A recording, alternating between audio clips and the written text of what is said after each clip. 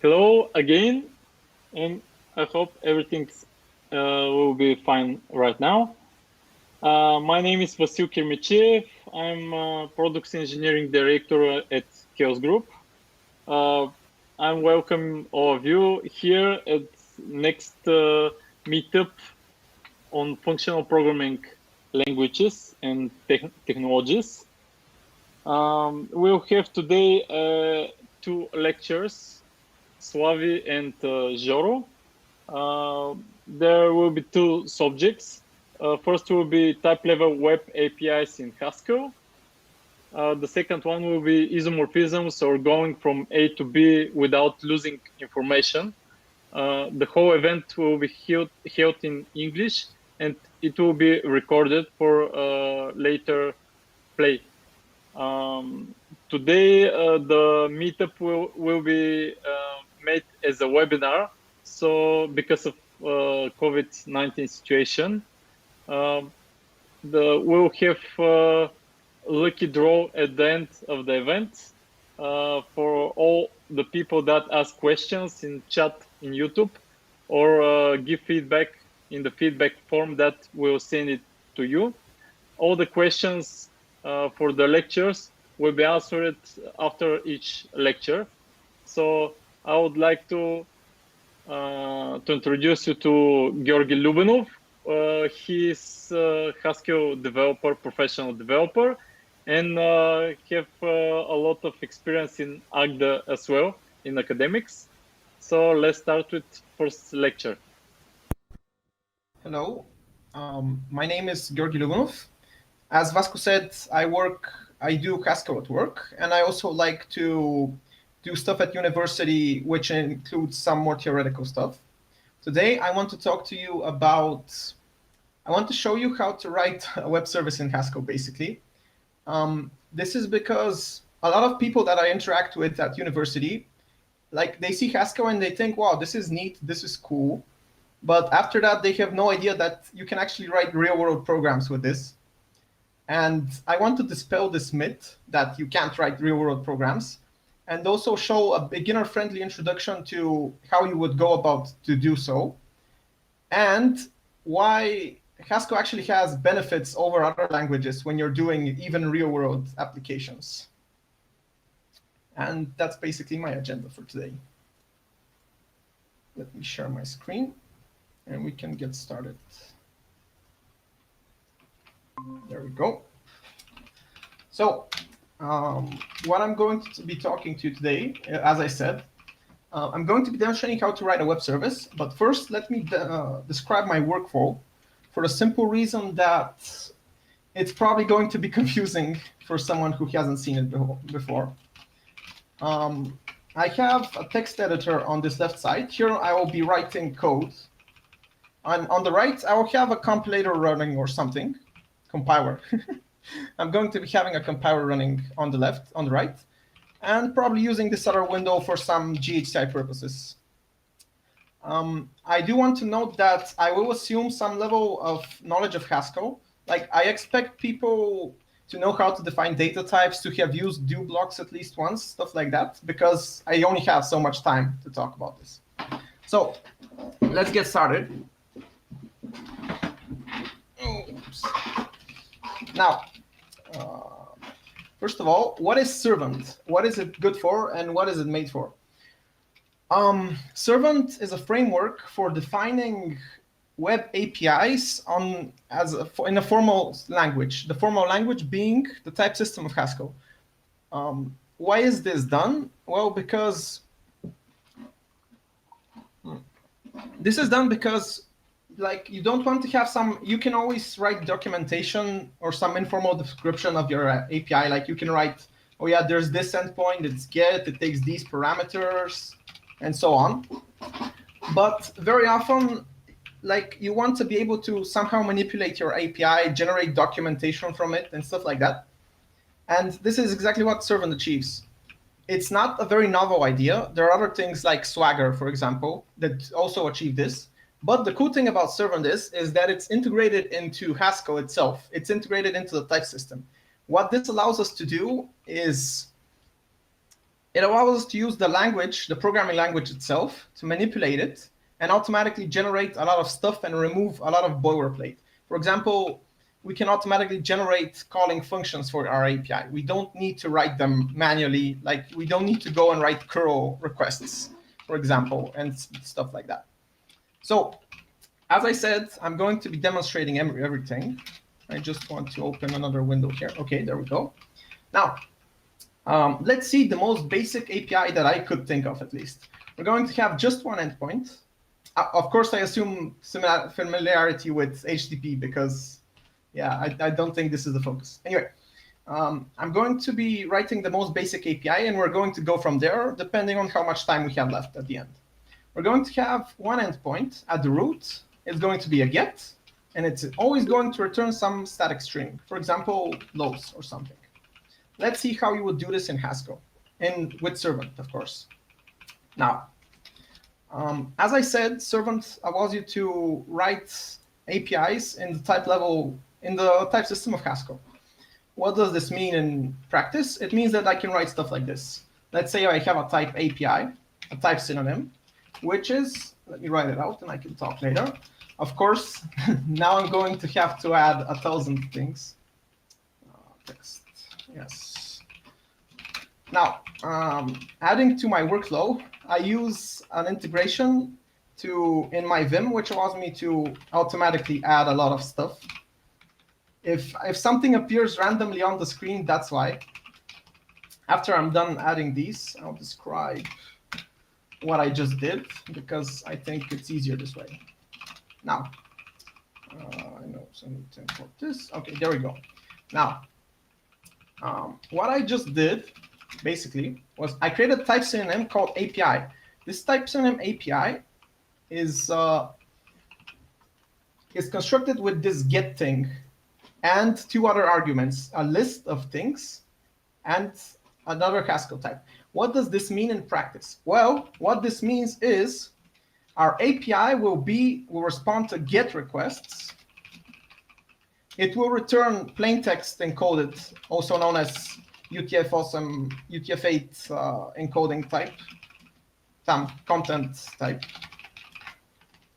And it will return the Haskell type text. Why is this important? Well, we'll see in a bit. Now, of course, I also had to enable some stuff. This is internal to servant, and it's not really important, so I'll skip over it, but it's not too complicated. Anyway, now that we have defined the synonym, this is a description of this API that I mentioned above. The very simple thing, which always responds to GET and returns some text static. Now, in order to reference this API thing, we're going to need some value level representation of it. What I mean by that is that because this is a type, we currently can't. For example, let's say we have the function suck. Let's open a GHCI. We have the function suck, right, which increases the number by 1. But we can't pass this API thing.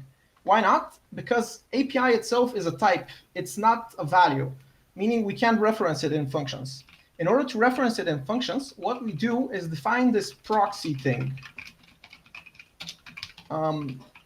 This seems very stupid because it's a data type with only one constructor. It's very similar to unit, which is defined like this, except we also have this type parameter. What this does is it allows us to statically, at compile time, fix a type. In other words, we will now be able to use this proxy thing to refer to our API. And let's just show it concretely because I think it's not, this is boilerplate pretty much. It's not really too interesting. And I need to use the built-in proxy because otherwise this will not work. This is a built-in type in Haskell, if you're wondering. Let me clean up the imports. There we go. So yeah, now this API thing, this is now at the value level. If I go into GHCI again and reload, I can now give it to API. And it actually compiles, which I didn't expect, but anyway, you'll see in a second how we use this. As I said, this is just boilerplate pretty much. So now that we have a definition for an API, we also need to have a handler for that API. Let's call it API handler because I'm very good at naming. This API handler thing, I'll write the definition and explain later what's going on. Again, this is easier in my opinion.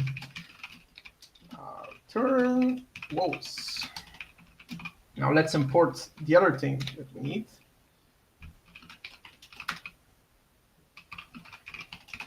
Just a second. Strings. Now, explaining again what I did just now. First of all, let's look at the body, and then we'll move on to the more complicated thing. This lows thing, I needed to enable an extension, a language extension, which allows me to write string literals to mean this data type text. This is like a Haskell specific thing. I don't think it's too interesting. What is the pure? Well, the pure allows us to insert this lows value into a context. As I said, I assume some familiarity with what's going on here. Now, the interesting bit is this server API thing. This API is the same API as this one, obviously. And what is server? This server thing is what is called a type family. In Haskell, we have a language extension called type families, which allows us to write functions over types. Like normally we could write some f like this. And this is a function over values, right? Like from int to int. But type families allow us to also write functions over types. What I mean by this is, let's say another f. Let's actually add the extension so it works. F will take one parameter. And let's say if we give it a unit, it will return int. If we give it an int, it will return string. This is exactly like value level functions, except we're working with types here. I'm not going to go into depth about this because it's a bit complicated. So all you need to know is that this server API thing evaluates to some concrete type. And the concrete type here, if we write it out, is actually handler for text. Now, what does this mean? This thing, handler for text, comes directly translated from the API type. What do I mean? Well, if we look at our API, you only query it. You don't need to give any arguments. And when you query it, you expect to receive some text thing. And that directly translates to the fact that our API handler is a type handler of text. What is this handler? Well, you can think of it like I/O. So basically, it's some computation that when executed will produce a text. But in this case, servant will take care of calling this thing, this function, whenever someone queries our API. Let's just demonstrate this so you can actually believe me and see what's going on pretty much. Now, servant is a high-level library, meaning it handles it handles API definitions and stuff like that. Whereas for the low-level HTTP routing and stuff like that, and connection management, we'll be using the library warp. It's not really important to know what it does. The important bit is that we're going to be using the run function from warp. Let's import it and see what we need to give it. Let's compile. Where is my compilation call? There is it. There it is. I'll remove this window because we don't need it for now. So basically, this runtime coming from warp, it requires two things: a port, which I know that it's just a number. And what's the other thing that it requires? It requires something called an application. This application thing, again, it's internal to warp. But basically, we can produce an application by using servant's serve function. What does serve take? Well, let's just do the same procedure, actually. If we look at these two errors, first, serve takes a proxy for some API. In other words, here we want to put our API proxy, this thing. This is the way that servant can know which API we're actually referring to. This is what we need the proxy for. Because here, servant can see that we've mentioned proxy API here, and it knows when executing this function that it needs to be executed for this API type. And what do we have left to fill? Well, we need a handler returning text, which is exactly our API handler. Let's go ahead and fill it in, see it compiles. I'll be returning the type family, but I'll leave the definition above so you know what's going on, basically. Well, now that it compiles,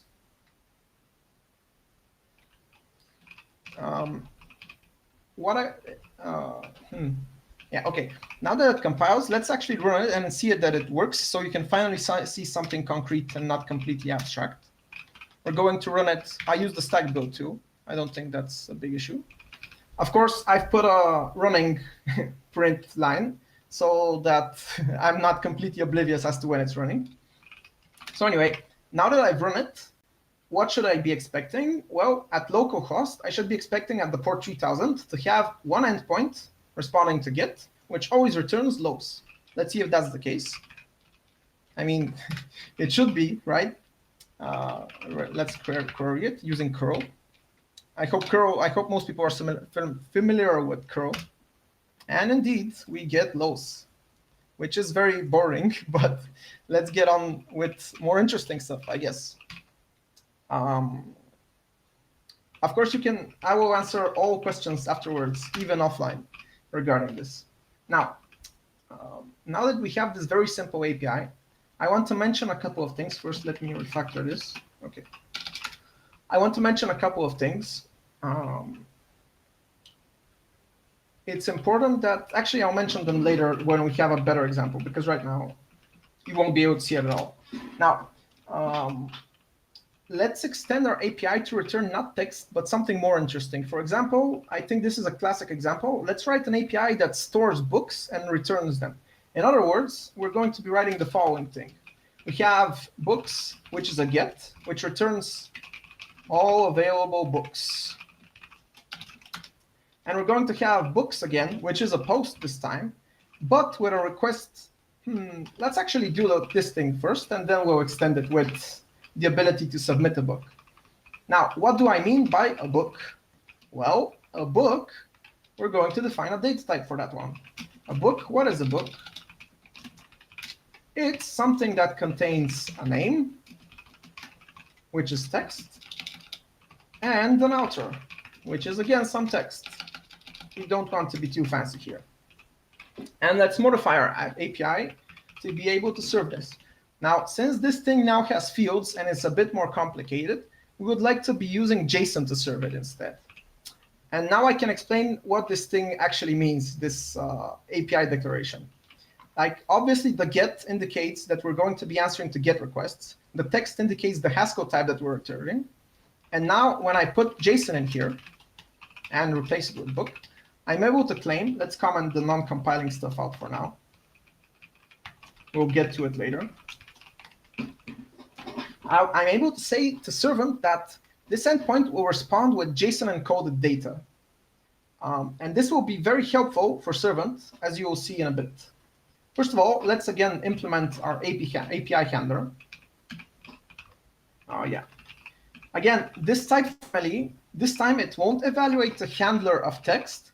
It will instead this time, let's just undefined it for now. I use undefined when I want to make something compile and fill in the details later. This compiles with whatever you put there.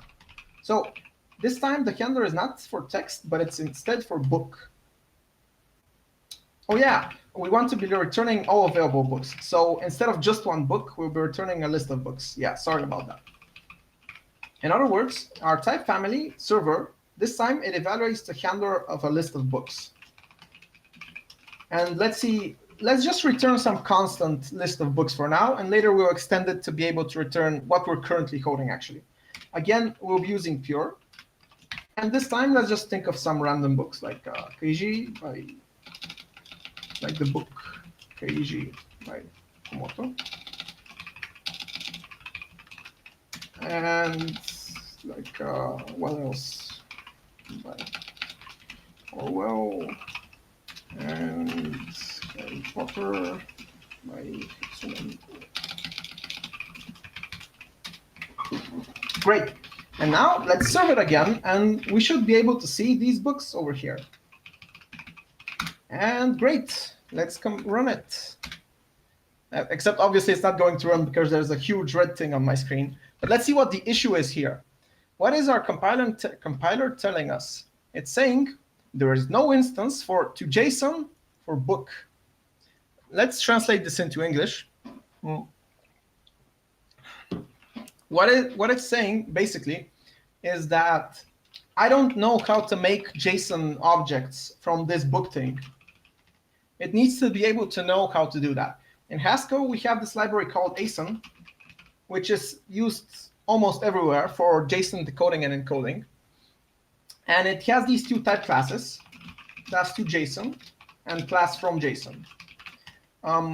When you want something to be encodable or decodable from and to JSON, you just need to make it an instance of these two things. In other words, I just need to write an instance for a book. Now let's import it first of all, because obviously we're going to have to import it from the library.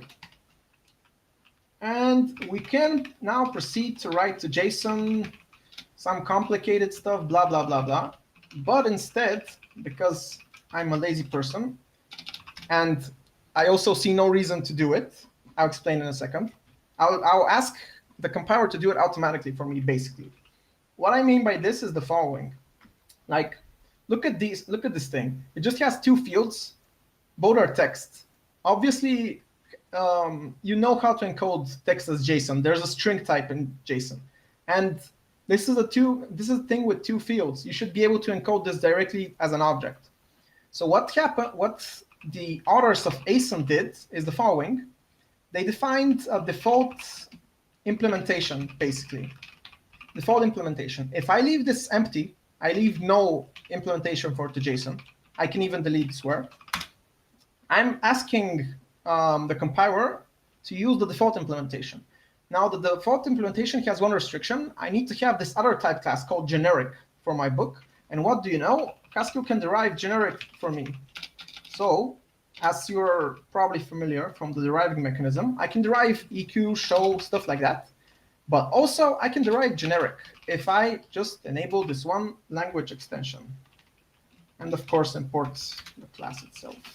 It's called derive generic. This generic thing, it's very interesting. It's very cool. I'm not talking too much about it now, but basically, it allows the compiler to know what the structure of this type is. And yeah, that? We have one question. Could you use a larger font, a bit larger font? Yeah, just a second. I think this is, like, I increased it twice. This should be, yeah, okay, let's go like this. Because I don't have too much space now. Yeah. Anyway. Yeah, okay, thanks. I hope that it wasn't completely unreadable until now. So as I was saying, this generic thing basically allows the compiler to know what the structure of the book type is. And the authors of ASON have used the generic representation to write some automatic instance. To see this in action, I'll just open up GHCI. Import ASON so I can actually encode. And say, can you please encode this book for me? Let's say Peshu and Goshu. And as you can see, I now automatically have a string representation of a JSON object that came from this book thing. In other words, I didn't have to write any code at all, which is pretty cool if you ask me. No encoding, no decoding, it's automatic. And to boot, I can just do this from JSON. And now I have automatic serialization and deserialization of JSON objects, which I can't make an error while writing this because like Haskell did it automatically for me. So anyway, after our sidetrack, I hope people at least understood what the idea of these two things is. Our program no longer, it compiles now. It doesn't complain for no instance, meaning we can run it. And we can even query it again with our same query. And actually receive this list of things that we just hard-coded into our program, as you can see. Also, let me add, yeah, okay. This is the first cool thing that you do a lot in Haskell. You use generic and stuff like that to automatically get free implementations of stuff that's usually very boilerplatey, like to and from JSON, deserialization and serialization. Now, back to servant after we went through what we're going to need. I said that this is going to be at the endpoint books, but right now this is not at the endpoint book. This is just at localhost 3000. Now, servant, other than these get things, as you can imagine, there's a post also, and a put, and a delete, and so on. These are the HTTP methods. It also has other combinators which allow you to make more complicated APIs. For example, one of the combinators which will allow us to achieve this effect of nesting is this thing. Now, of course, we need to enable another, another extension, this type of operator things. It allows us to write the smiley face. What is this smiley face? It looks very mysterious. Well, the same way you have operators in the value level, 3 plus 5, this plus thing, the same way you just have type operators. This smiley face is actually an operator on the type level, meaning it's just a function that's called smiley face applied to these two arguments. If we call it prefix form, this is what it looks like. But I think it's actually very, like, even if you don't know anything about type operators and stuff like that, I think it's rather intuitive that this is just the endpoint books, and then you have something else. This allows us to achieve the nesting we want. And if we run the server again, we'll see that if we query the root endpoint,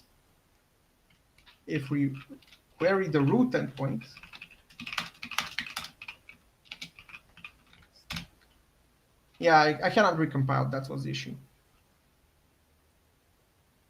If you run the server again and we query the root endpoint this time, we'll get nothing. If we ask curl for some more concise, for some more output, it'll say, well, not found. Why is it not found? Because there's no longer such an endpoint, and servant automatically handles, telling the world that there is no such endpoint. If we instead query books, again, we will get our hard-coded list of books, which is what we expect. Let me just check my time. Okay. Now, after we've done this, we probably want to not always return the same list of books. We probably want some way to actually submit other books. So let's instead split our API into API. Let's add an endpoint. As I said, it will be post. It will have a request body of a book. And it will return nothing interesting. Basically, we will be able to submit a book using this, using post to books. Now, how will we do this? Well, first of all, let's write this as a synonym. Type get books, get all books, for example. Yes, and for now, our API will be just get all books. Let's rename our handler let's do the same thing to our handler. This will be called get all books. And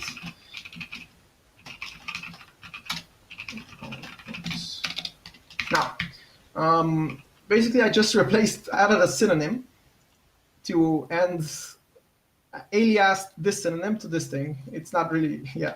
And I order them together so that it's clear what goes with what.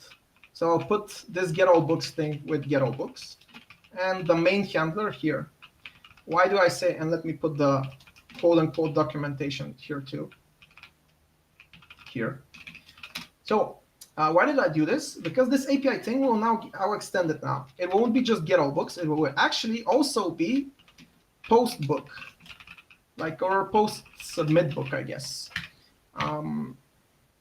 Let's write, first of all, let's write some placeholder, post submit book. We'll fix it in a second. And also, I know this won't compile anymore, so I'll comment it out for now. Now, what I want to do is add another operator. This thing is another type level operator, the same as this, except this thing, we use it to nest our APIs. In other words, if you want to query get all books, you first need to add books to your endpoint URL, and then you need to make a get request.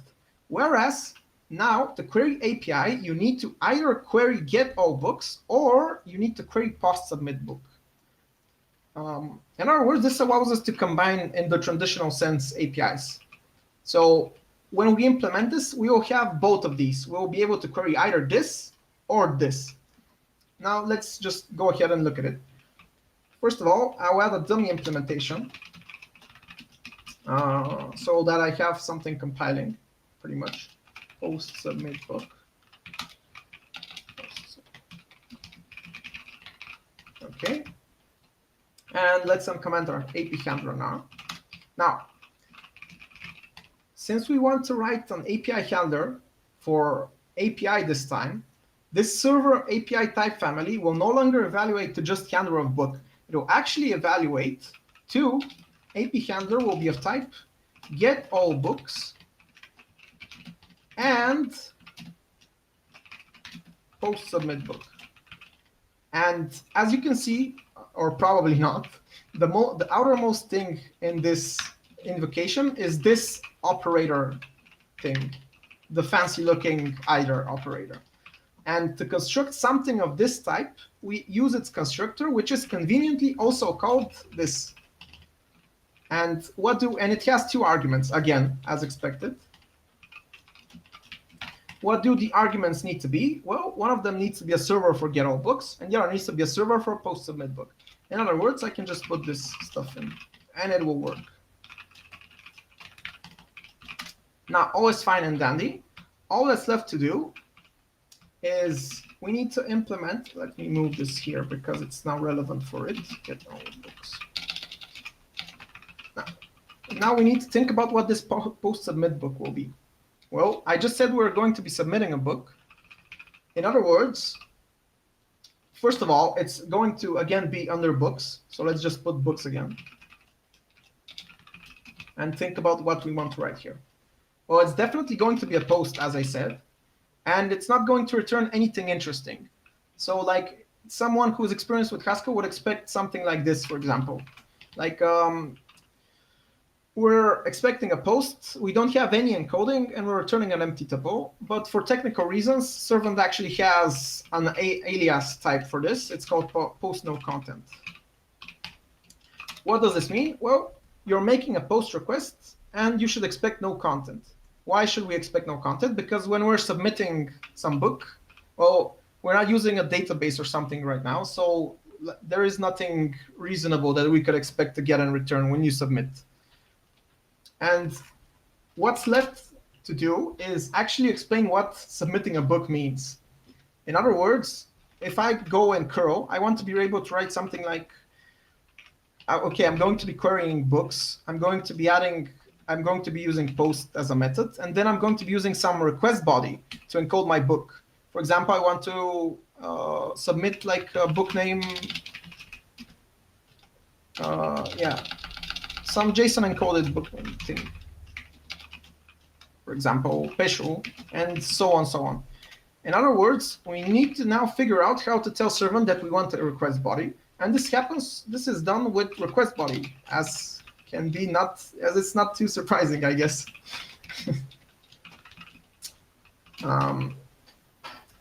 Now, I added one more of these things. Obviously, there's some bracketing going here. It actually looks like this.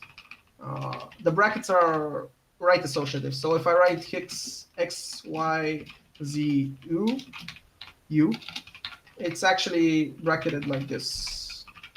That's not really too important because I think even without explaining this, it's readable enough. Like you're querying books, and to query it, you need to give a request body, and you need to be posting.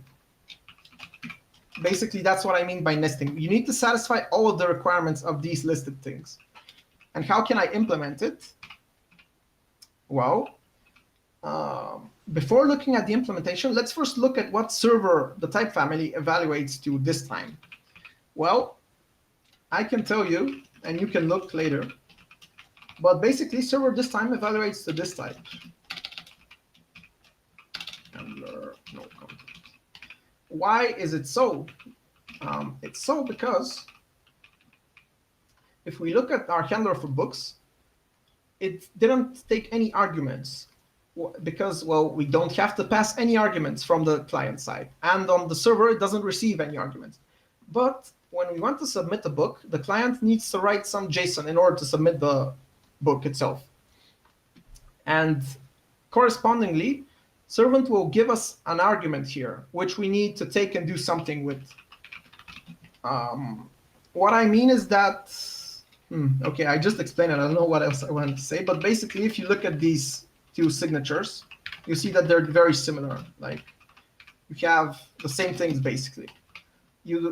Our type describes that we have a body, and correspondingly, our function takes a book from the body. And we're returning post no content. In other words, we need to return no content in some way. So that's the real type of the evaluated type family. Now, you might notice that here it doesn't say string or text or byte string or JSON or whatever, for the simple reason that servant can actually automatically handle this. We've already said that the request body will be JSON, and it will have a Haskell type of book. In other words, we don't need to actually do it ourselves. Servant will automatically, when we make a query here, like this thing that I started to write, if I finish it, when we do this query, book outer brochure, for example, and we make this query, of course it fails now because there's no API currently, servant will automatically take the string and encode it into the book type in Haskell. And we don't need to bother with that at all, eliminating a lot of boilerplate and making stuff much less error prone, in my opinion. Now, how do we implement this thing? Okay, well, we want to be able to submit a book. Okay, let me just reinforce this. This is the coolest thing about the whole, about servant. You don't have to do this at all. And later, if we get the time, I'll show you that even when making calls to this API, you don't need to write, like, I don't need to write all this stuff. It's really stupid. I have a Haskell value, and I don't want to write JSON from the Haskell value. I can just directly call my API in some sense. Anyway, so I want to be able to submit a book. What does this mean? Well, I want to be able to write something to this list. And as you can see, this is a problem for two reasons. First of all, this is a pure value. It can't change. And second of all, it's even hard-coded in our program, meaning that we have literally no hope of changing this whatsoever. There are many solutions to this problem. You could use some fancy monadic things, effects, MTL, transformers, and stuff like that. But for the sake of simplicity, we'll be doing the most simple thing possible. We'll be using a mutable pointer to a value. What does this mean, and how are there mutable things in Haskell? I'm sure someone at least is surprised. Let me first get this running. What we'll be using is the following thing. It's not really too complicated. It lives in data IOREF. And what IOREF basically is, let me see if I get something useful. Okay, no, don't look at that. IOREF of A, this thing, let me write here. Okay, here, I guess. IOREF of A is literally, if you've written C++, you can think of it as a pointer to A, basically. Where do you write the pointers? I think you write them here. Yeah, a pointer to A. And this is useful because now we can actually write to it. What do I mean? It's really not complicated. Now that I have IREF, I can use this function to create one with a static value. If I give a static value, I will get an IO action that gives me back an IREF. For example, I could do something like this. And now I have my x, which is an IREF of int, and I can even read it. Read IREF. What does it do? It takes an IREF, and it mutably, it executes a side effect after all, reads it. In other words, this is an action that will produce an int. Now, let's see. Well, it's 5, as expected. No big surprise there. What else can we do it? Well, we can modify it. What is modify IREF? It takes the IREF to which to modify, and it takes a function modifying it, and it executes the modification. I don't know what else to say, to be honest. If we go again, for example, let's say we'll be just increasing it by 1, or by 10, I guess. and we read it again, we'll see that the value has changed. Again, it's really nothing too complicated. It's just most people don't notice for some reason. So as I said, let's first import our IRF again. What will be our strategy? Well, our strategy will be to create an IRF here where we're in IO, and we can do so, and then propagate it to API handler, which will then be able to give it to get all books and post submit books, which will, in other words, allow us to read it here and write it here. So let's just see how this is going to happen. First of all, let's add the argument to our functions. We're going to be having an IRF of books, and we're just going to propagate it, as I just said. Books ref, books ref. I'm just passing it to these functions, which obviously the types don't match because I haven't fixed them yet. But if I fix this type, and oops, ref, and another one here, books ref, we're in business now. All we need to do is create our IRF over here. As I said, we can do this with new IRF. Let's just start with an empty list because that's the most logical thing to do. And API handler will be given this books ref. Now we successfully passed around the pointer to a list of books in our Haskell code. Wonderful. Now in our get all books, instead of always returning this fixed list of things, we can instead just do read the IRF. We can do read IRF of books ref. Of course, for some reason, mysteriously, this doesn't compile. The reason is, if you remember, let's just put up the error for just in case someone wants to see it. The reason is that if you remember the real type, this thing above of our function, it's now handler of book, a list of book. And read IRF returns an IO action. In other words, Haskell is telling us, I want a handler for books, and you're giving me IO for books. Now, I don't have too much time, so I'll just say we have this function called liftIO, which, if I import it, liftIO allows us to transform. Here's the type of liftIO. It allows us to transform our IO action producing a list of books into a handler producing a list of books. In general, it's like something like this. IOA, handler A.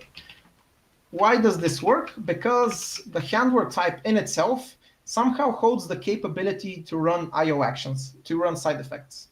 So this liftIO function allows us to insert side effects, IO effects, into handler. Yeah, basically it makes it type check for now, if that's what makes you happy. And in our post submit book, what do we want to do? Well, as I said, we want to use modify IORef on books ref. And what do we want to do? Well, we need to take our book as an argument. If you remember, the real type of this is actually book to handler no content. So we have another argument we could take. Here it is. We can take our argument, and what are we going to do to this list? Well, we're just going to prepend the book to it. Again, we need to lift IO because we're not in IO. And the last thing we need to do is return no content. What's the deal with this? Well, modify IRF returns a unit. This is handler unit, whereas our entire function needs to return handler no content. And unit is not different, is not the same as no content. So we just need to return this basic value. And now that we have this API, I hope I still have time. Now that we have this API that I just made up, let's try and test it out. Stack run should be fine. Great. And now if we query the base API again, let me remove all this noise. If we query the base API again, we'll see that we don't have any books as expected because now our IRF holds nothing, meaning that it's empty. Let's try to submit something and see if it works. We'll be querying this thing again. This time we're going to have a body. Let's see, what is the body going to be? as I said, we need to encode something that's book.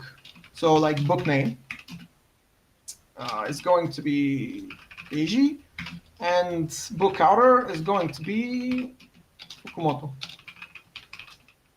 Great. And did it work? Let's check if our API now has something in it. Oh, damn, it didn't work. But for what reason? Let's look at the verbose output of curl. And I'm going to help you out a bit here. This is the offending line, and this thing also. What happened here is that since we didn't specify how what our body is encoded as, curl automatically assumed that it's application format URL encoded blah blah blah blah. It's not. This is not important what it exactly is. But the issue is this thing is not JSON, and so servant automatically complains that we are not trying to send JSON, and as specified here in our API description, we need to be sending JSON. In other words, we need to add a header stating that we're sending JSON. Let's delete this and just say, well, we're sending content type application JSON. And let's see if it worked this time. Oh, wow, it actually worked. So as you can see, we just managed to add a book using our API, using these IRF things. With the important being that I intentionally forgot this thing. Now, why did I intentionally forget this thing? Well, the reason was to provoke myself to be angry that, well, I already know that this API will be accepting JSON. Why do I need to tell it again on the command line separately from this that it's going to be JSON? Not only that, but you can easily forget to write this bit. And when you do so, your program is going to have a bug in it. It's going to be an error. Like, you don't want this at all. So what can we do instead? As I said, the same way that we have these API descriptions and we have these handlers for the API descriptions, which automatically decode and encode things. The same way, we can have a client. By the way, I forgot to mention, I mentioned that here it's automatically decoded from the JSON we receive, but I forgot to mention that here, when we produce a list of books, it is also itself automatically encoded into its JSON representation. In other words, servant helps us in both places, not only when we're receiving, but also when we're sending. Now, what I want to show very quickly, because I think I'm running out of time, pretty much. Yeah, soon I'll be out of time. But I'm just going to write up quickly using my cheat sheet, of course, because why not, how you can query the API from Haskell itself by using servant client, another library, which the same way that we're providing handlers to servant, to the serve function, it will provide functions to call this library from this API for us instead. Let's just quickly look at this. What needs to happen basically? Yeah, okay, I'll start writing. We have this client thing. Let me write it first and then I'll explain it. All books, query, find, post, submit book, query, post, submit book. Yes, okay. And let's import all this stuff from servant client. Making sure to import everything because I don't want to bother. Okay, this is now fine. Now, again, this client thing is a type family like server. It actually evaluates to some other type. And how do you use this thing? Well, basically, this is very explanationless, but whatever. API. Yeah, okay, this is all we need to know. Right. Let's write the same thing here. Yeah, okay. Blah, blah, blah, blah, blah. Yeah, okay, this needs to be post submit book. Okay, great. Now, after I wrote this, if you remember here when we were combining our handlers, we have two handlers and we want to create a bigger one. We use this combinator. This combinator itself, the same thing we can use here, but instead of giving it to servant, we get it from servant. With this client function, similarly to the servant function, we, instead of giving a server to run, we receive functions to query this server. These functions, if we look at the real types of the real type of this thing is actually query get all books, client m, list of book. And this real type is actually query post submit book. Book goes to client m of no content, if I'm not mistaken. What is this client m thing? Well, it's very similar to handler. It's a context in which we can do IO actions, make HTTP errors, handle errors, and stuff like that. And just to demonstrate how this works before I'm done, let me import servant client. There is this run client m thing. It takes a client m of a. This client m thing we can think of as a query waiting to happen. When the query happens, we will get a list of books. So this run client m thing takes a client m of a, some other thing, and we get an IO action that we can run. So we get a result or an error if the server crashed or something. And this client m, it's really boilerplatey, so I'm just going to cheat and get it from my notes because really it's not too interesting. This thing handles, for example, in it you can know that you're querying to localhost 3000. It handles cookies and stuff like that. So basically, what I need to do is first I need to import this thing, HTTP client. A client env is made using mk client env, which takes a manager and a base URL. How do we get a manager? Well, with this thing, with new manager from default manager something manager.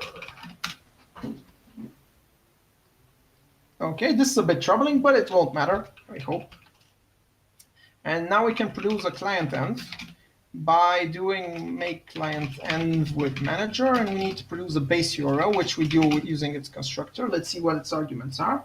We're querying HTTP, we're querying for localhost 3000, and I don't know what this is, but it doesn't really matter, to be honest.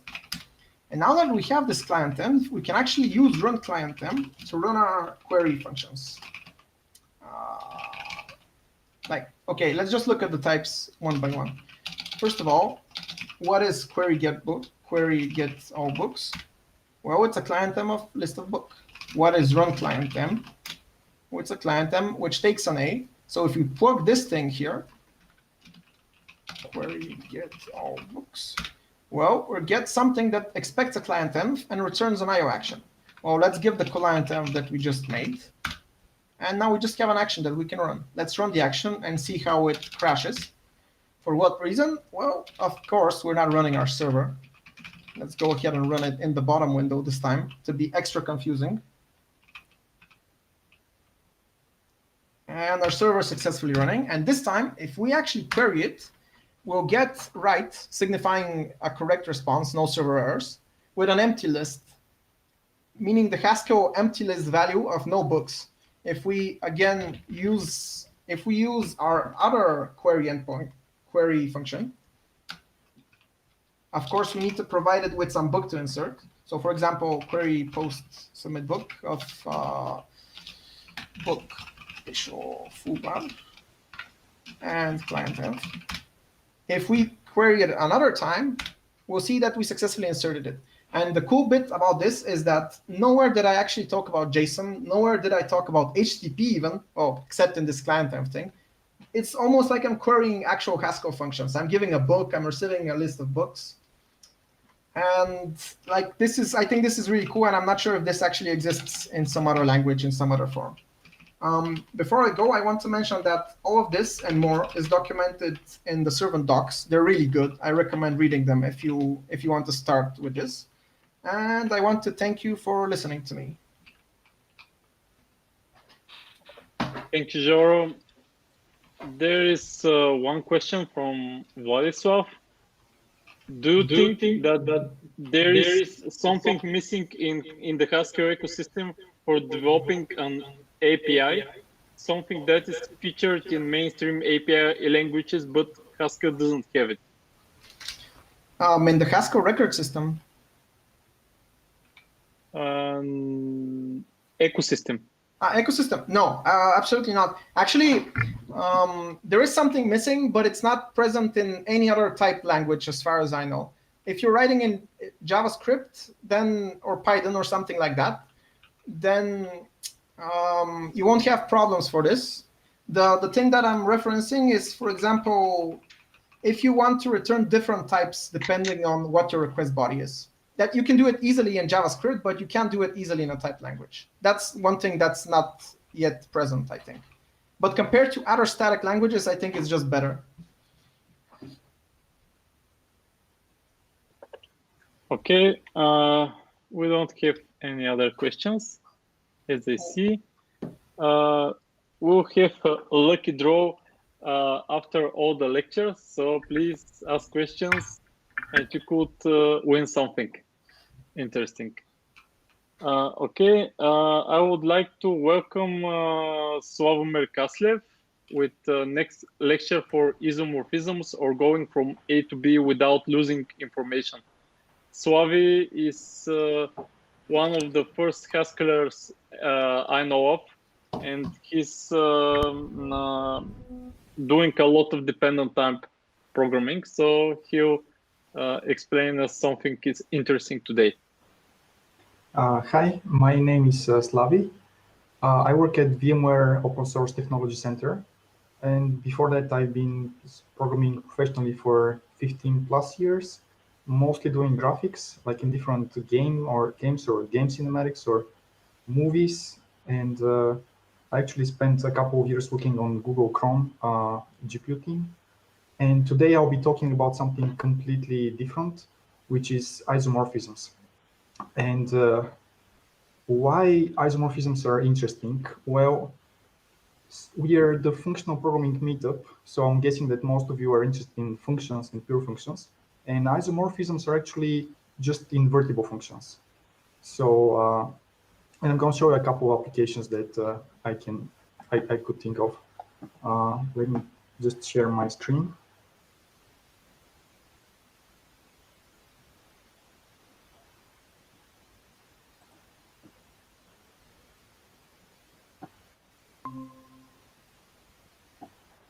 Okay, so let's first start with our sort of main hero for the night, which is the definition of isomorphisms, which is this guy. So basically, it's a structure that has 4 fields. 2 of them are functions. So you have a function from A to B. So basically, if you have isomorphisms between A and B, where A and B are types, you have a function going from A to B in one direction, you have a function going from B to A in another direction, and then you have 2 proofs that actually state that those 2 functions are isomorphic, like form isomorphisms. And what they say basically is, one of them says that if you have any any x of type A, if you apply f and go and transform it into beta, and then you go back to alpha to transform back into an alpha, you actually haven't moved. So you get the same x. So if you apply f and then g, you get the same x. And then similarly, the other one just says that if you have any x of type beta and you apply g and then f, you basically get the same x that you started off. And it's the thing that's interesting about isomorphisms is that they sort of capture the notion of information. So if you have 2 types, alpha and beta, and you have a isomorphism between alpha and beta, what it's basically saying is that alpha and beta contain the same amount of information in a way. And if you know, when you usually talk about information, you talk about bits or entropy, and we don't have any of this here. We just say that they have the same information because there's isomorphisms between them, and we can freely go from one to the other. And let me first start with something that's almost isomorphism. Like, let's say that you have some type user, and it doesn't matter sort of what type it is. It might have like a first name, birth date, and so forth. What matters is that, let's say you have 2 functions.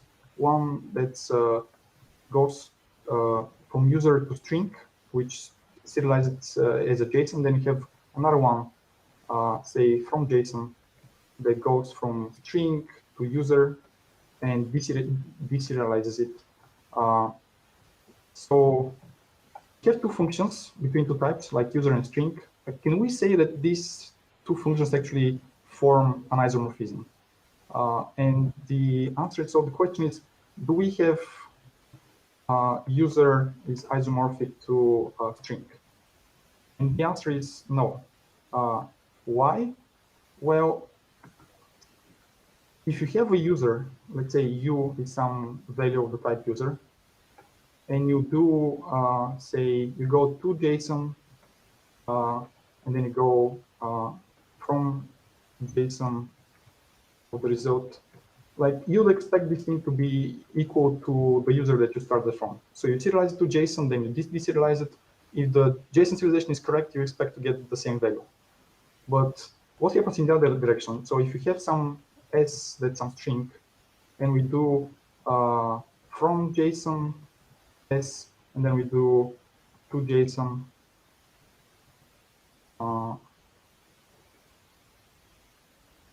do we expect this thing to be equal to s?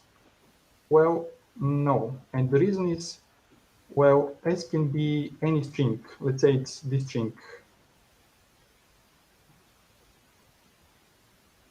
So this string is actually not valid JSON. So this function from JSON would actually have to fail. So you don't have an isomorphism between user and string. So if you have an embedding of a user inside of the type of string by JSON serialization, but you cannot expect that any string you can take, you can actually convert it back into a user. And usually we don't have a function from string to user. We have something like, say, maybe user or option user or result, where you can get an error or something like that. So that's an example of something that's almost isomorphism, but not quite. So let's look at some actual isomorphisms. And like the simplest one is you have for any type alpha, you have that there's an isomorphism, alpha is isomorphic to itself. So let me just explain a little bit about the syntax. So the way you define functions in Lean, which is the language that I'm using, is you start with def, then you say the function name, and then you have a couple of parameters, and then you have a column, and then you have the return type. And then you have this symbol here, which is column equal, and then you have the actual definition of the value that should be of this type. And you have a couple of different parameters. Like, for example, this guy, this is sort of like a normal parameter. You have to pass it. So this I is a parameter. But if you have your parameters in curly braces, that means that those parameters can actually be inferred. So in this case, those parameters are of type type. So if I pass my isomorphisms, they can actually infer that those guys are actually types. I can even be explicit and say those guys are types. But the compiler is smart enough, so I can even skip this thing and just say, well, figure it out. So since this might be overwhelming for some of you because it's a different language, either it's dependent types and whatnot, I would suggest that you just focus on the first part, like on the first two functions, like how do you go from alpha to beta and back, and ignore those proofs at all. Like you won't need the proofs in order to understand the content. You only need the proofs to actually prove that whatever you wrote is an isomorphism. So we have this ID isomorphisms that just uses the two ID functions. It pretty much just stays on one place. And then if you have some isomorphism EI that goes from alpha to beta, you can actually inverse it and say if alpha and beta are isomorphic, then beta is isomorphic to alpha. And the way you do this is you just flip the functions. So this guy f is the function that goes from alpha to beta, and g is the one that goes from beta to alpha. So you just flip them and you get your inverse isomorphism. And then the third one that will be quite useful is how do you compose as isomorphisms. So if you have an isomorphisms between alpha and beta, and then another one that goes from beta to gamma, you can compose them and get an isomorphisms that goes from alpha. And the way you do this is just you compose the two functions. And since we'll be using those a lot, we'll make a notation which is sort of like a syntactic sugar that actually the compiler strips away and substitutes the actual definition before passing it further. So we're going to use to the power of -1 for inverse, and we're going to use this Unicode star for composing isomorphisms. And then let me look like one isomorphism that I know that pretty much everybody of you knows is function currying. So if you have a function of 2 arguments, let's say it takes alpha and beta and returns a gamma. So this is actually isomorphic to a function of 1 argument that takes alpha times beta and returns a gamma. And how you do this? Well, in one direction you do currying, and in the other direction you do uncurrying of this function. I always forget which one is which. So we will actually be defining isomorphisms in 2 ways, like what I'll be showing so far, like this kind of definition when you just write the 4 functions, 2 functions and the 2 proofs, is sort of like the direct way, or like the programmer way of writing it. And we'll see in a moment that there's other ways to actually define an isomorphism. But like from here, we can actually, there a lot, like isomorphisms are used in a lot of different mathematical branches. And like one example, if you're into, say, category theory, is the notion of adjoint functors. So if you have 2 functors, f and g, that take a type and return another type, you say that they're adjoint if for each alpha and beta, those 2 types are isomorphic. So the type of functions from f alpha to beta is isomorphic to the type of functions from alpha to g of beta. And we mathematicians usually use this sort of symbol to denote adjoint functors. And I can just give one example of an adjoint functor, which is multiplying by some type alpha is adjoint to sort of exponentiating by some type alpha. And this thing is basically just the currying isomorphism that we just described. And another sort of interesting connection goes into group theory. So, you know, in a group, you have a couple of elements, and each element has an inverse one. And then if you have 2 elements, you can compose them or multiply them. And there are a couple of more technical things that you have to prove about those operations. But our isomorphisms look like a lot like groups. And turns out that actually isomorphisms are not groups. There's something called group weights, which is if you have a group, you expect you can take any 2 elements and multiply them. And in our case, we can sort of multiply isomorphisms only if they align of, so we can multiply alpha isomorphic to beta only with something that starts with beta isomorphic to something else. But actually, isomorphisms can also be groups. So for example, the isomorphisms from alpha to alpha form a group. Like you can take any 2 such isomorphisms and multiply them. And in particular, if you look at the isomorphisms between fin n, so fin n is actually the type that has exactly n values. So the isomorphisms between fin n and fin n are actually what's called the permutations, and it's also known as the symmetry group. And it actually sort of all the finite groups are subgroups of the symmetry group and so forth. So another connection is that we're actually going to be talking about is actually goes to algebra. And I hope that some of you know about the Curry-Howard isomorphism, that there's a connection between types and logic. And there are actually other columns like types and set theory and homotopy theory and so forth. Well, there's other columns that, you know, usually people don't speak about. Like one of those is like this guy. So for example, there's a sort of a correspondence between types and algebra. So you can think that on the right side, you have, say, numbers, like complex numbers or real numbers. You just have numbers. And if you have some type, you send it to the number like to its cardinality, like how many elements does this type have. And if you have disjoint union between two types, you send it into addition. So alpha disjoint union beta actually goes to alpha plus beta. And if you have multiplication, it goes to multiplication. Function types like alpha, like the type of functions from alpha to beta, actually goes to exponentiating. So it goes to beta to the power of alpha.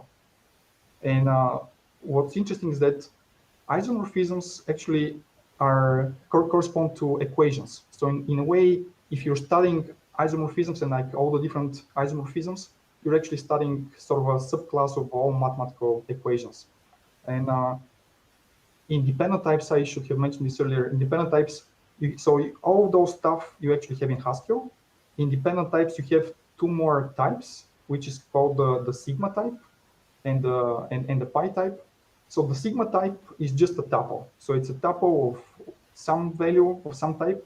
And then the other part of the tuple, the type of this guy actually depends on the value of the first element of the tuple. And dependent functions pretty much, the result type can depend on the value of the argument. And it was sort of surprising to me that sigma types actually do correspond to mathematical sums, and pi types actually do correspond to products. And that means, so if you take these things seriously, that means that you can take any isomorphisms, like say the Curry isomorphisms, and actually translate it into an algebraic equation. And if you do this, you actually get, so you have alpha to beta to gamma, which is C, so C is gamma and B is beta and A is alpha. So you have C to the power of beta to the power of alpha is actually equal to C to the power alpha times beta, which we know from high school, it's sort of like a true statement. And then I'm going to show a couple of other ones. If you have this type, you have a type of two functions, product of two functions. You have a function from alpha to gamma, and you have another function from beta to gamma. So this type is actually isomorphic to having a function from alpha plus beta to gamma. And if you translate this thing back into an equation, you get this guy. So C to the power of alpha times C to the power of beta is actually C to the power of alpha plus B. And similarly, if you have alpha to beta and alpha to gamma, this is actually isomorphic to alpha to beta times gamma. So if we translate this guy into an equation, we get this thing. We have beta to the b to the power of alpha, c to the power of alpha is equal to bc and whole thing to the power of alpha. And we will be sort of using this in a moment, but sort of like a fourth connection that's sort of like more geometric, if you would like to have a sort of a picture in your mind why we're doing this, is goes to sort of like graph theory. So you can think of a graph where each vertex is actually a type. So all the types are vertices, and then the edges or the paths between those vertices are isomorphisms.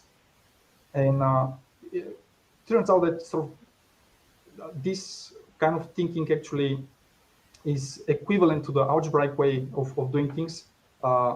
If you sort of like walk the graph, like you want to do, you want to find the isomorphisms from alpha to beta, but you have actually isomorphisms from alpha to gamma, and then from gamma to beta, you can actually compose those, which is sort of like walking the path in the graph and get the path from alpha to beta directly.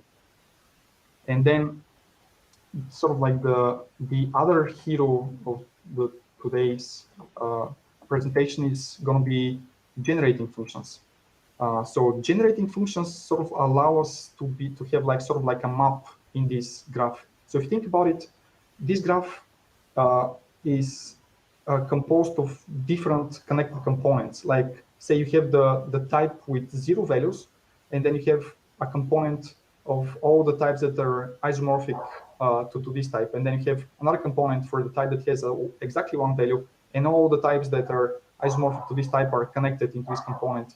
And then you have dot, dot, dot, and you have, for example, like the list type, and then all the types that are isomorphic to list are another component, and so forth and so on. And it would be nice, sort of like if we can land on a particular component and And that's what this guy actually gives us. So this guy comes from a subject that's called analytic combinatorics. And I can actually give you a very nice book on the subject, like a good introduction, which is this guy, Introduction to Analysis of Algorithms, where there are a lot of applications of generating functions, and they explain very well how you find generating functions and so forth. They're mostly used in the analysis of algorithms, but like you can actually use them both for analyzing algorithms and analyzing data structures, and we'll be mostly focusing on the data structures part. So the way you usually go about this is, say you have some type, let's say list of A's. I'm going to use Haskell here for a second. So you have some list of A's defined as such, and you want to find the generating functions of the generating function of a list. So the first step is you have to find an equation that this generating function solves, and usually I'm not going to stop like using, for example, like the table that I just used. You can rewrite this thing as f of x being the generating function of the list, and you can just translate this definition. It says it's either nil or it's const. So nil has only one value, so it's one, it's constant, and then we have const, which is an a and a list of a, so it's sort of like x times f of x. So that's the first step. You have your data structure, you translate it into an equation, and the solution of this equation, this f of x, is actually the generating function of the list. And in this case, like in other cases, it's more complicated. In this case, we can solve it very easily. Like let's say we're gonna move this guy on the other side. So you're gonna have f of x minus x, f of x is equal to 1. And then we can rewrite this thing once more. You can say 1 minus x times f of x is equal to 1. And then we get that f of x is actually equal to 1 over 1 minus x. So this is our generating function. So 1 over 1 minus x is the generating function of a list. So the next step that we usually do is you want to sort of express your generating function as a power series. So you want to find some coefficients C of n and express it as a sum n from 0 to infinity C of n x to the n power. And this guy actually is well known. This is the geometric series, which we can write like so. It's just sum from n 0 to infinity to x to the n.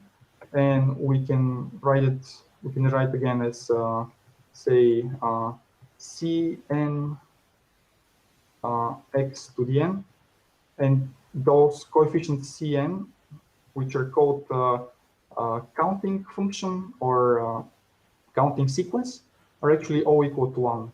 So we have 1, 1, 1, 1, 1, and so forth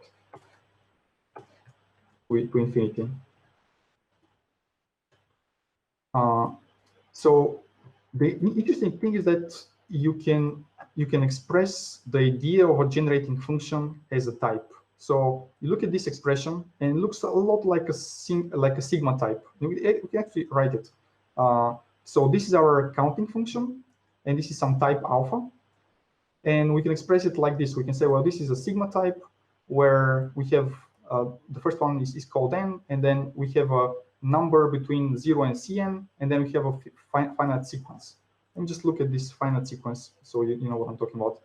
So a finite sequence, like a good analogy for a finite sequence is it's an array of alphas of size n. We are actually not expressing it as an array. We're expressing it as a function that takes the finite type. So you can actually call it with n different values. And for each value that you call it, you get your alpha.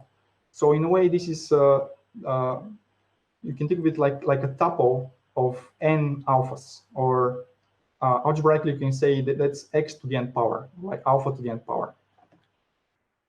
So this is what a finite sequence is. And how do you think about those? Like, what are sort of like the values of this type? And the way to think about this is the values of this type are triples. So it's something like that. So the first one, this n guy, is actually the size. So the way to think about it is, say you have some binary tree that has some alphas on the list, like say a binary tree of integers, and the integers are on the leaves. So if you want to convert this tree into its OGF, what you have to do is first you collect all the data, like all the data on the leaves, all the integers, you collect them into a sequence. So this is our data part, and if we have n such alphas, this is our size. So this is like the first part of the tuple.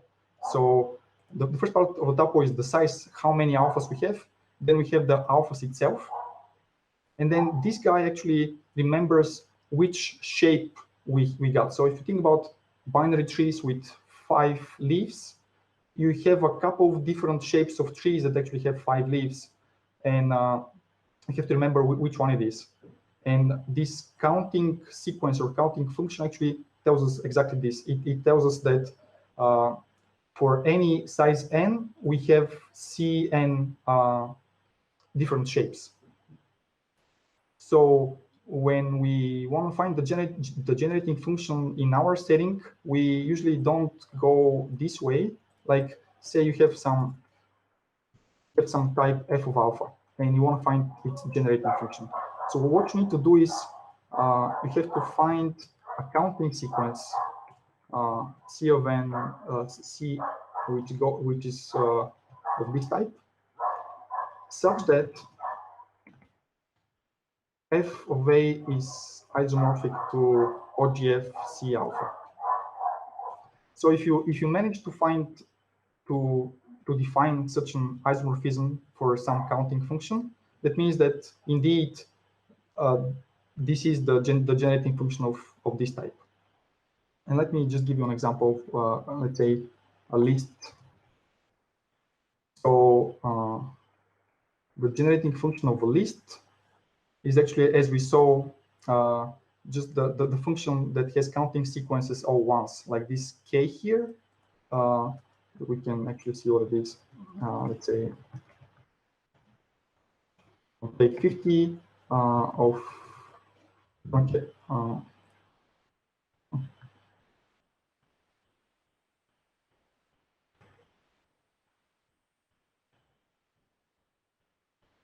Okay. If we take 50 coefficients of these functions, you can see that they're all ones. So sort of like this is our isomorphism. We're going to go into the proof later, but we can sort of give it a try and see how it looks. So let's say we have some list, like so, like 1, 42, 3, 4, 5. We can apply our isomorphism. Let's say, so it's called list OGF ISO, and then we can give our list, and we get something.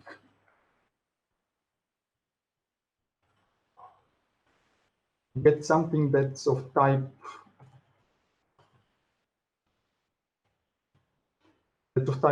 OGF K1, and the alpha is n because we're having a list of natural numbers. So let's look at this O value. We can actually just print it. You can see it's a triple. So this guy is the size of the list or the length of the list, which in our case it's 4, and then the data is a finite sequence of 4 elements, which is the elements of the list, and then the shape is 0 because we actually have only one possible shape of a list. Like if you have 2 lists of length 4 and you strip all the data, like the shapes or like that are left are always the same, which is like not the case, for example, for binary trees or other structures. Okay, so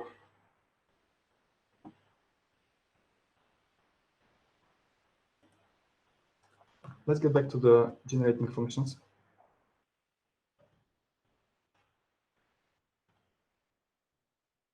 So besides so this guy OGF is actually called ordinary generating function. There are actually other types of generating functions. Like one is, so this guy is actually just the power series. We have a sum n 0 to infinity c of n x to the n power. And you have something that's called, for example, exponential generating function that's sort of like the same sum, but it's cn x to the n power over n factorial.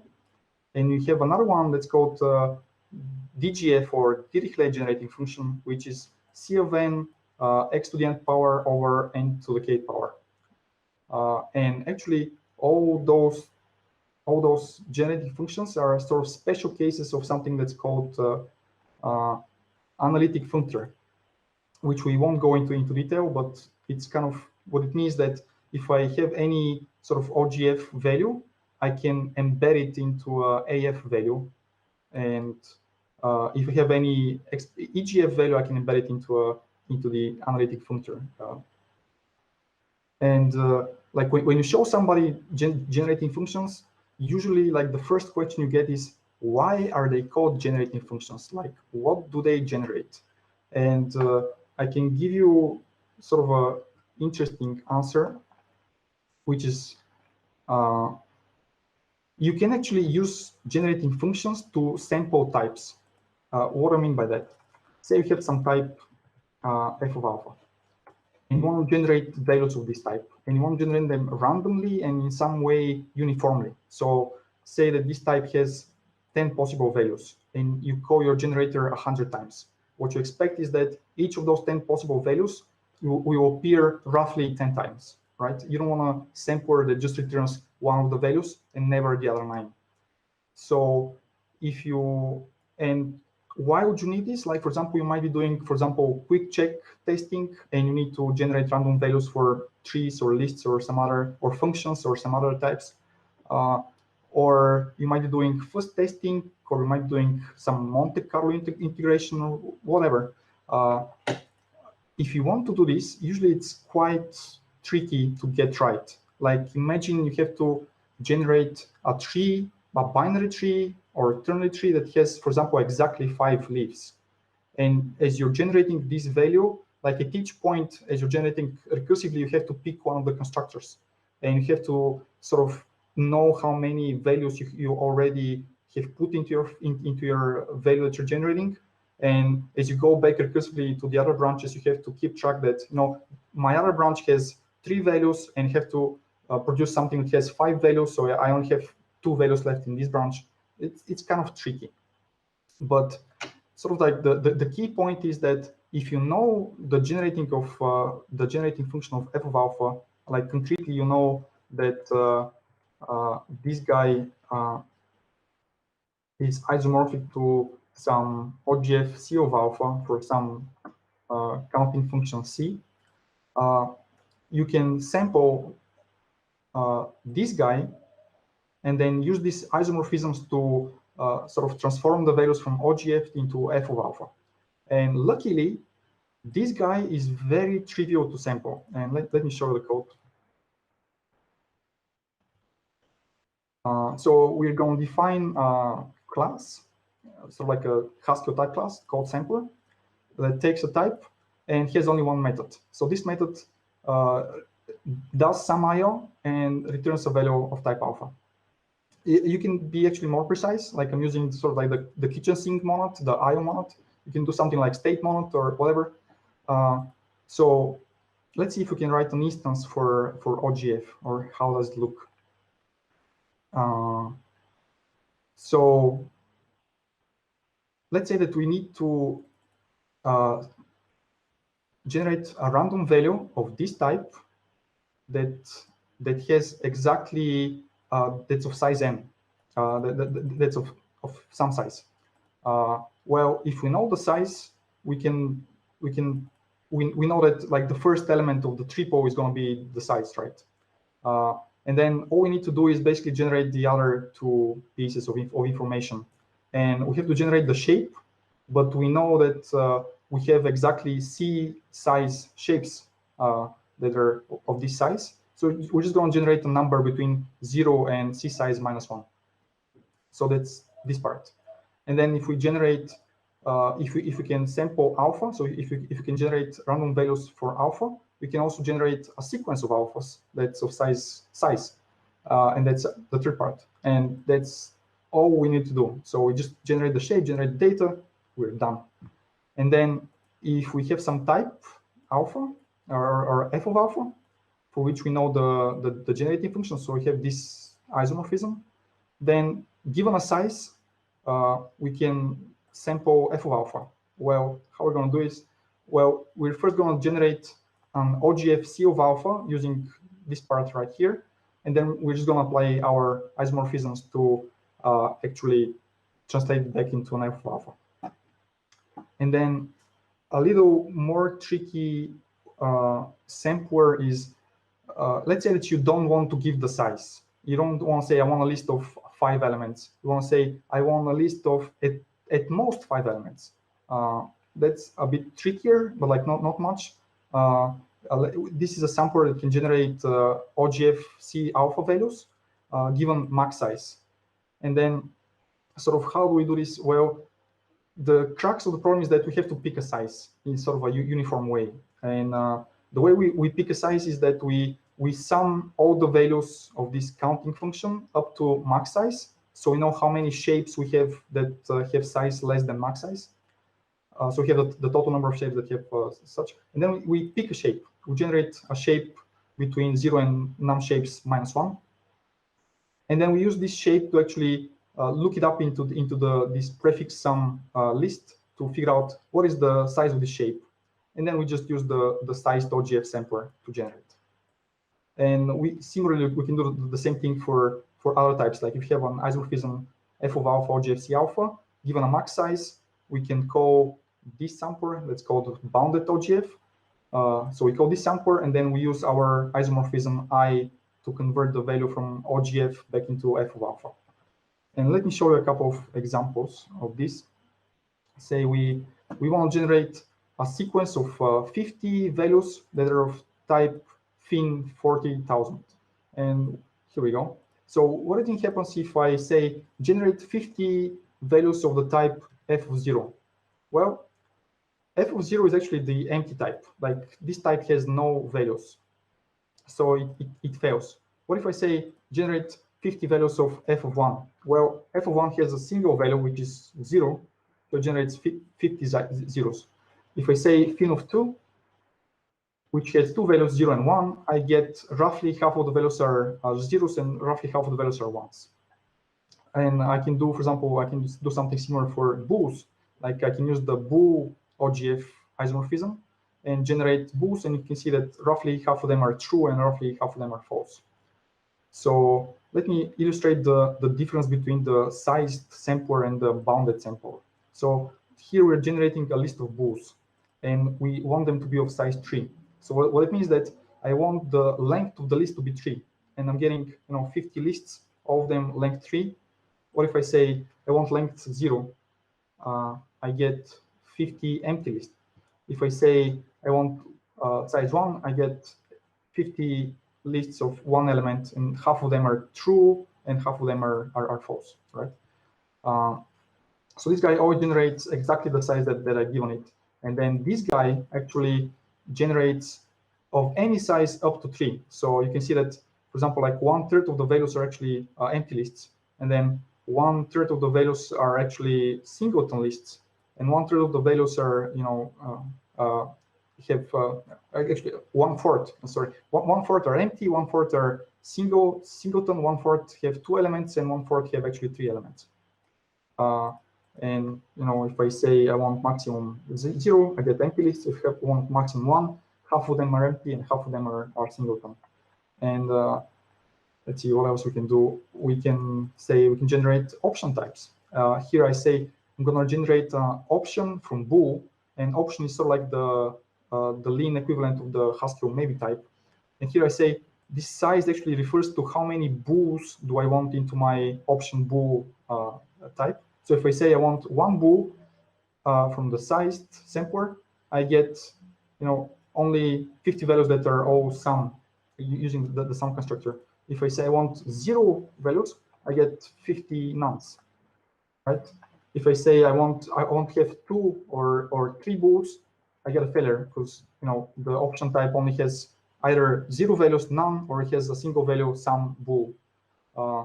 Then the bounded one, similarly, if I say I want maximum size of 0, I get 50 nonce. If I say I want maximum size of 1, I get sort of half of them are none, half of them are some. If you look at those that are some, half of them are true and half of them are false, right? And if I say I want of size maximum 50, I only get none and some because there are no more values of size 3 and so forth. And then similarly, you can do like generate like lists of some of option bool and so forth. Another thing you can do is you can generate OGF values directly. Like this is, for example, I'm using this k function is just the constant function. So if let me just evaluate it. If I say take 50 values out of k 500, I get like only 500. So what I'm saying is that generate a value from the OGF type that has 500 shapes for any size, and generate only those that are of maximum size 10. So this time I get something of size 7. The shape number is 236, and then I have a sequence of 7 bools. And let me just give you one last example. So this guy, the delta function, is a integer sequence that's all 0 except at the 10 in this case. Like the 10th entry is 1, all the remaining ones are 0. And this guy is the counting function of the option type, which actually has 1, 1, and then just zeros. I can multiply them, and if I multiply them, actually those ones go into 10th and 11th position. So I can say generate some value of this type of size 10, and I can get one. And if I can say generate one of size 11, I can also get one. But if I say generate one of size 12, I get a failure because the only sizes that I have is 10 and 11. Like you can see that like all of those are 0, so I have no shapes of this size. I have only those 2. So if I say, let's say, 1 or 20 or whatever, I'm always going to get a failure. I'm only going to get a value for 10 and 11. So that's my application that I'll show for generating function. There are many other applications if you look into the book that I shared. Now we can actually look at some simple other isomorphisms. Like one thing you can do is you can overload like in lean, like let's say if I want to get some number, some natural number, I can say, let's give it 0. And if I want another number that's say an integer, I can also say 0. So sort of like 0 is kind of overloaded in the sense that there's a class called has 0 that you can overload. And I actually overloaded it so that for type. So actually, if I write 0 in somewhere where I have to write a type, actually that translates to the empty type.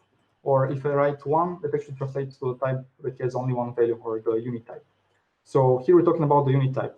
And the generating function of the unit type turns out to be delta 0, or the counting function turns out to be delta 0, which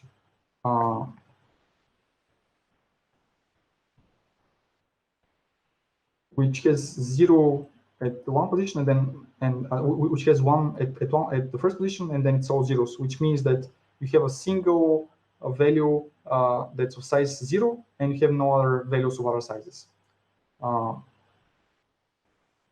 And then, for example, like the bool type, if we translate the definition, we can prove that the bool type is actually isomorphic to unit plus unit. And I actually wrote it sort of explicitly, like this is how you do it in one direction, this is how you do it in the other direction, and then those are like the proofs that those two functions are actually from an isomorphisms. And then I mentioned that they're sort of, I'm going to show you 2 ways to define isomorphisms. Like this is one of the ways, and the other way is sort of you define isomorphisms by composition, which is like what I'm doing right here.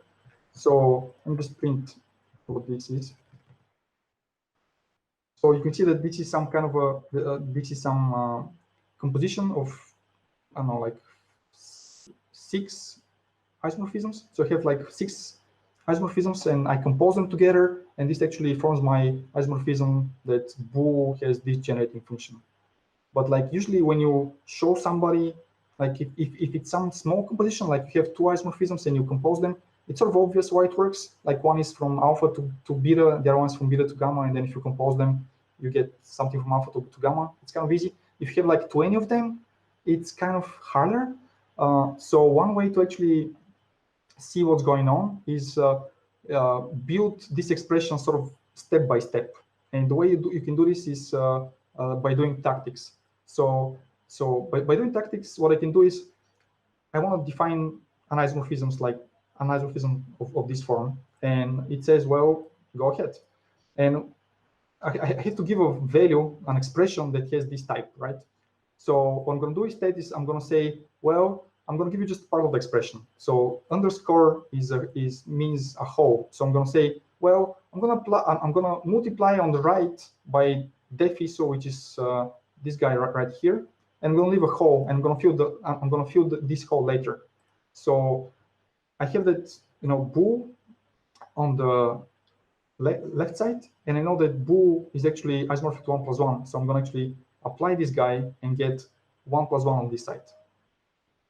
And then what I'm going to do is actually I'm going to pull a couple of, so this guy is a sum type, and I'm going to pull a couple of terms out of this sum type using something called I'm just sure something called generic summation. So generic summation, usually when mathematicians write sum, they don't literally mean the sum of all the numbers. Like that's one way to do summation. There are many other ways to, like there's Euler summation, there's other kinds of summation that actually give the same result. Or sometimes, like if you just add them up, you might get infinity. But if you use some other summation method, you might actually get some real number. But the common thing between all summation methods is that they have 2 properties, and the 2 properties are those. Like if you have some sum, this thing should be isomorphic or should be equal to if I just take the first term of the sum and add the remaining terms of the sum. Okay. So this is actually very useful when doing sums. So you can actually have some sum, and by applying this isomorphism, you can just pull one term of it and then deal with the rest later. And then the other property that all summation methods have is that if you have some sum and all the terms are multiplied by some alpha, you can just pull the alpha in front of the sum. So let's go back to our OGF is isomorphism. So what I'm going to do here, I know that this guy is a sum. Like, how do I know? Well, by definition, I can actually say, well, simplify OGF so we can see it. And we can see that actually OGF is defined as a sum, right? So I'm going to pull the first term out of the sum, and I'm going to end up with this thing. And now I'm going to look at this term, and this guy is an empty sequence of units, right? So I have exactly one empty sequence. So this thing is actually 1.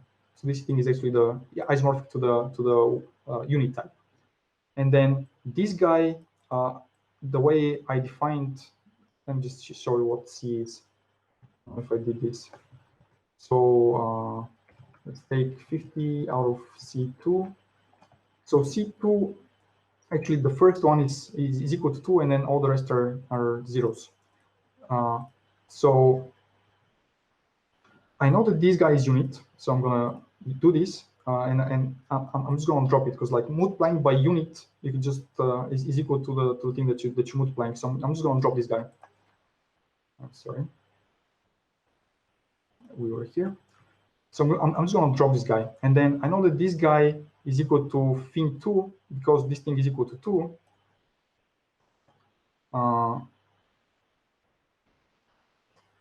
And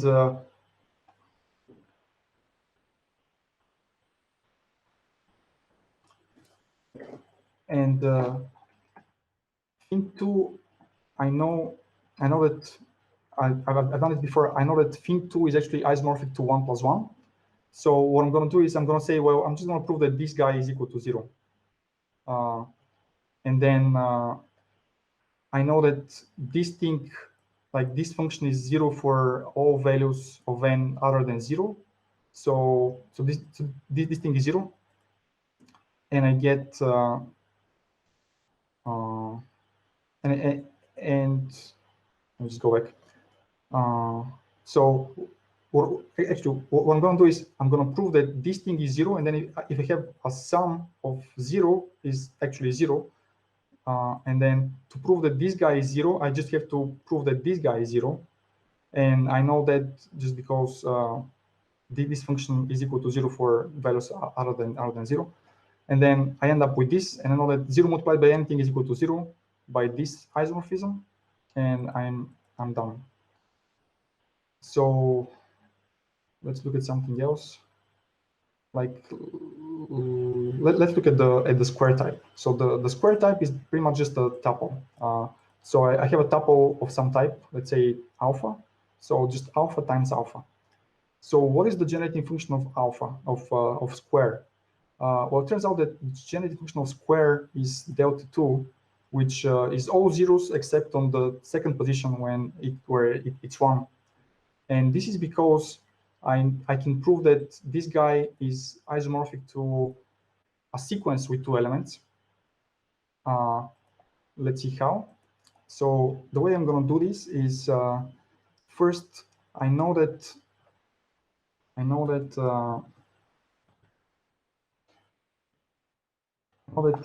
finite sequence is pretty much just a function from find 2 to alpha, and I know that find 2 is equal to 1 plus 1, where 1 is the unit. So I can express this thing as 1 plus 1 2 alpha.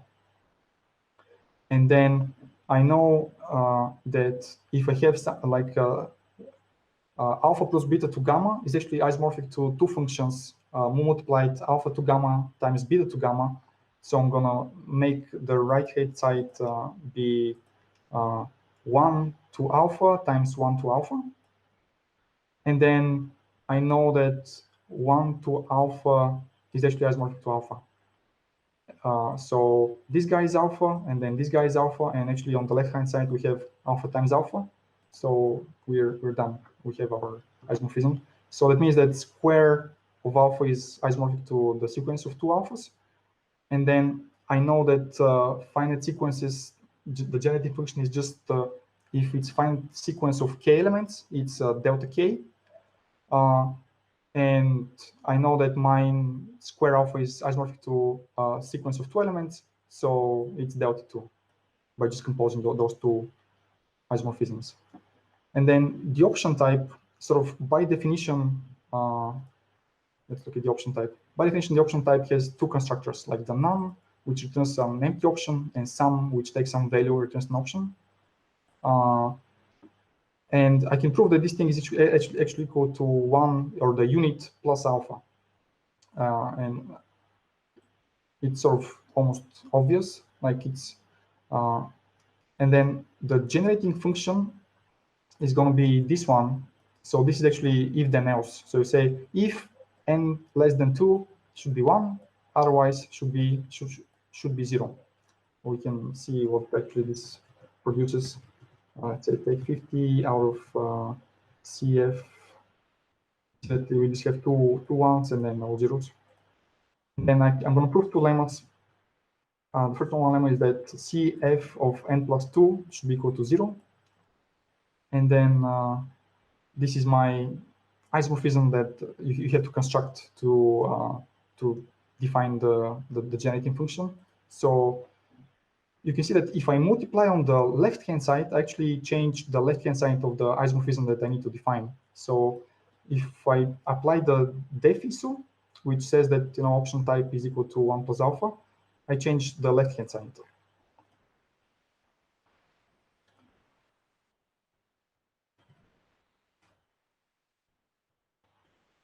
And then what I'm going to do is I'm going to pull 2 terms out of this series and prove that they're equal to 1 and alpha respectively, and then the rest of the terms are all zeros. So let's pull one of them. So this is the term that I pulled. And so we know that this guy should be 1 because that's an empty sequence. And then this guy is 1 again because CF of 0 is equal to 1 and fin1 is isomorphic to 1 or to the unit. So I get only 1 plus something. So you can see that I have 1 plus on the one side and I have 1 plus on the other side. So I can just drop the ones and just prove the rest of the things. And then I'm going to pull another term out of the series, which is this guy. And then we have a finite sequence of 1 element, which is just alpha. And then this guy is again 1. So we have 1 times alpha should be alpha. We can, and we get alpha on the left side and alpha on the right side plus something. So we just have to, we can add 0 on the left side, and then we can drop the alphas, those 2 alphas. And then all we have to do is that to prove is that this guy is equal to 0, which we're going to use the lemma, which states that this thing right here is actually 0. So we get, so this thing is 0 times anything should be 0, and then sum of 0 is again 0. So we're done. And if you look at the actual answer that we got, we sort of constructed this thing sort of like step by step. Like the way you can think about it is that this guy goes into this hole, and then this whole thing goes into this hole, and then into this, and it accumulates, and you get this huge thing that's, I don't know, like 10 or something isomorphisms, all composed. And then let me look at something else. Let's get to the list. So the way to get to list, actually, at least for me, it wasn't easy to prove the generating function for a list. I had to go through some hops. And the first hop is like defining the geometric series as a type. And what is the geometric series? Well, we'll see that this guy is actually isomorphic to a list of alphas, but it knows its size, and it also has random access, right? So since this sequence is a function, you can call it at, say, 5 and get the 5th element of the list. And we can prove easily that the generating function of the geometric series is just k1, as expected, because all the coefficients here are just ones. And then the next step is using the vector type, which is, if you see any tutorial on dependent types, like they show you the vector type, which is not like a real vector in the sense that C++ STL vectors. It's just a list. It has 2 constructors, new and cons, but it also knows its size. So the empty vector is of size 0, and then you cons a couple of those, and you get something that's of some size. And then it's sort of easy to prove that that the vector type, if for some size n, the vector type of size n is isomorphic to the geometric series, because we proved before that this vector type is actually isomorphic to a sequence of n elements. And because it's isomorphic to a sequence, you can just substitute like this sigma right here. We can just make this thing be a sequence, and then we get exactly the geometric series. So now we know that that this guy is isomorphic to the geometric series, and we know the generating function of the geometric series. So we can just compose this isomorphism with the generating function isomorphism of the geometric series, and we get the generating function of a vector. And then we're finally at lists. So by the definition of a list, you have that, list is equal to either nil or a cons, where you have 1 alpha and some other list. And we can define this thing as an isomorphism. We're doing it directly here. And then we can actually prove that a list of alphas is actually isomorphic to vector, for some size n. And it's sort of, you just traverse the list and build up a vector and compute the list length and put it right here. And then, because we know that the list of alpha is isomorphic to a vector, and we know that the vector is isomorphic to a geometric series, we know that list of alpha is isomorphic to geometric series, right? And then finally, we can find the generating function of a list. So by using that, it's isomorphic to a geometric series, and then we know the generating function of the geometric series. And I think that's all that I wanted to show you today. Thank you, Sove. Interesting lecture. We have a few questions. The first one is Googleson78. Does Lean have functional extensionality as some kind of built-in? And do you rely on it here? It does, and I do rely on it in a couple of. So this file is kind of huge. It has like around 100 isomorphisms. But Lean does have function extensionality. It's in the standard library. It's this guy called Phonext. Let me just print it like this. And it's pretty much, it says that to prove that if you have two functions, f1 and f2, which are functions from some alpha to beta x, to prove that they're equal, you have to prove that for each x, f1 of x is equal to f2 of x. It's actually a statement that's in the standard library.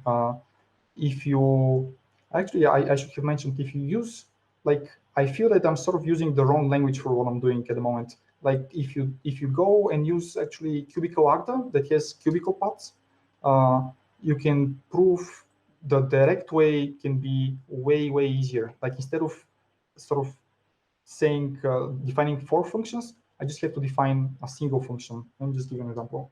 Like let's say this guy, I have to define like one direction, the other direction. I can, like, if you do it in cubical Agda, and the reason I'm mentioning it is because in like function extensionality in Lean is sort of hard to define. That's why it's in the start library. In cubical Agda, function extensionality is like 5 symbols. Like it's very easy to prove. And like this isomorphism in saying something like cubical Agda will look like something like let me see, lambda, let's call it k, and then functor map ik, something like this. So instead of writing 4 functions and proving stuff, you just have to write this guy in cubic Agda or something like this. I haven't actually used much Agda.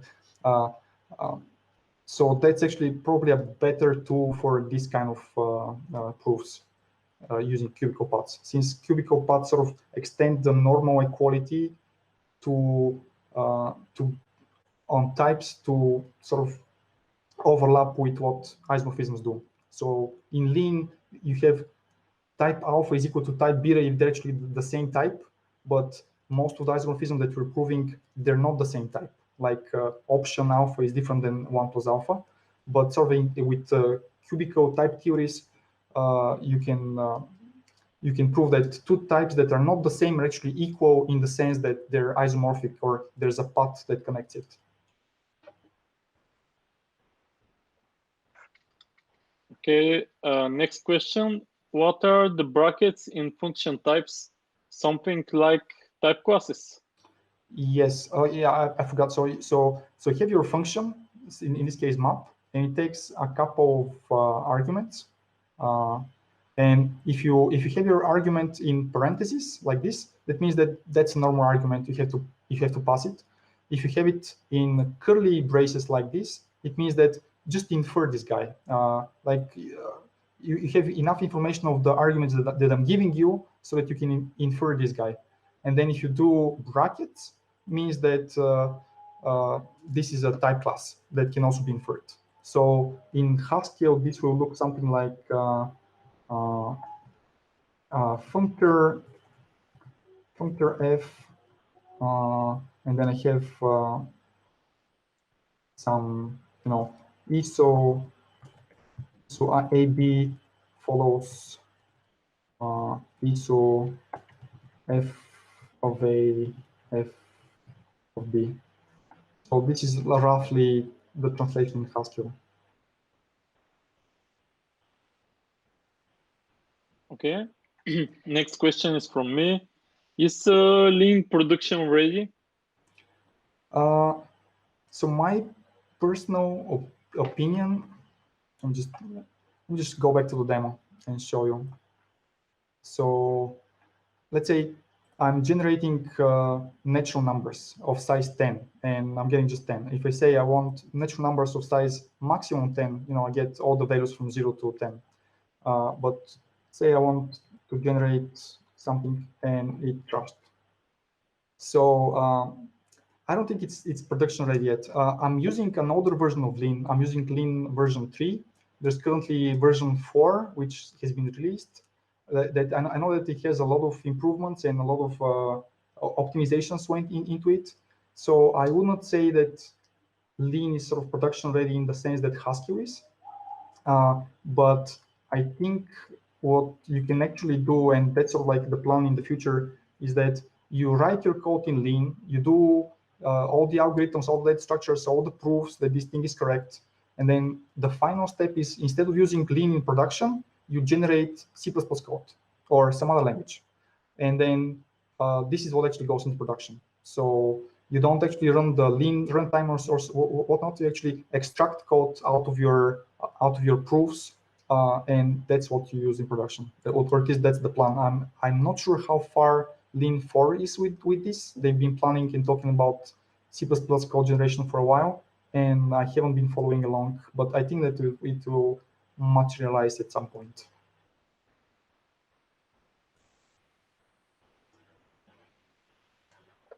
Thank you very much. Thanks to all the 2 lectures. Thanks to our participants. We'll have another meetup next July, and we'll draw several prizes. The winners will be announced by email.